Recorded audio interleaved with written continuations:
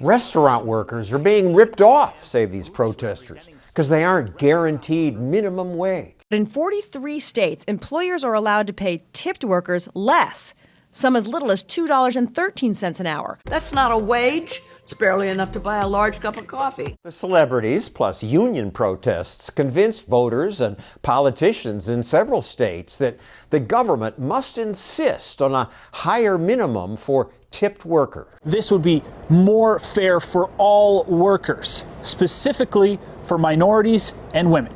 They always say that. It's to help minorities and women. How is everything today? But waitress LCLA Felipe is a minority and a woman. Coffee? Sure. She says don't change the rules on tips. We have spaghetti and meatballs. Thanks to tips, LCLA makes much more than minimum wage. Free refill, you're good. I'll make $25 an hour. By the end of the year, I made around $48,000 to $50,000. Take this for you. If you raise the minimum wage, it will be harder for restaurants to keep the same amount of employees. No, say the so-called public interest lawyers. We have to have a law. The problem with tips is that they're very inconsistent. Law professor Nicole Hallett leads social justice protests. This one demanding that tipped workers be paid that higher minimum wage. Require restaurant owners to pay the same hourly wage that all other employers have to pay. Save our jobs! But many restaurant workers say don't raise the minimum. A higher minimum threatens our jobs. The cost of having a restaurant is not cheap. For my boss to pay all her employees, she'll have to cut employees. The boss boy will be cut.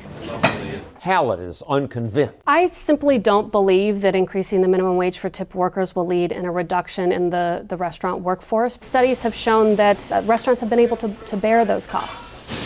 Someone has to clear the plates.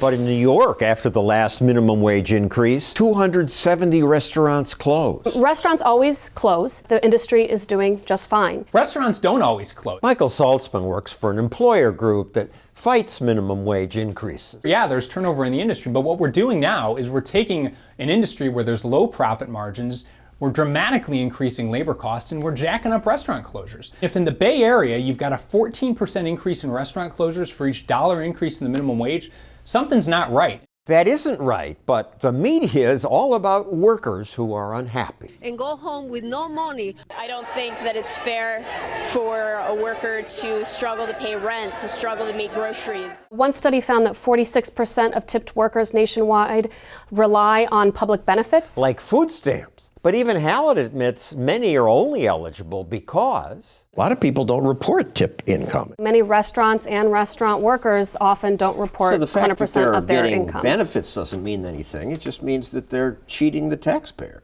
Alcielli says she doesn't cheat, but many other people do. Lots of people make cash money, tip only. Tons of restaurants do that. Have a great day, hon. Those who demand higher minimums also claim eliminating tips will reduce sexual harassment.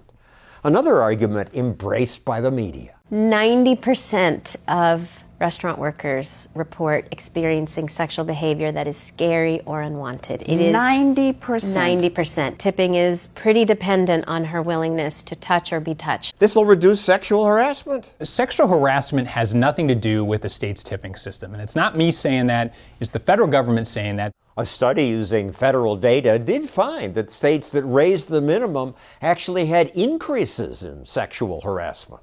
The states that did what you want, there are more charges of sexual harassment. Sexual harassment is a very complicated problem, and no single policy is going to eliminate that problem. Okay, so raising the minimum probably won't affect sexual harassment, but it will force some restaurants to fire workers and force some to close. Since prices will be higher, tips will go down. This is supposed to be good for restaurant workers? Save our jobs! No wonder so many oppose what the activists demand. Just keep as it is, we're fine. Who are those people? Have they worked in a restaurant industry? She hasn't. And all this makes me ask, why should there be any minimum? Why can't the employer and the employee make whatever deal they want?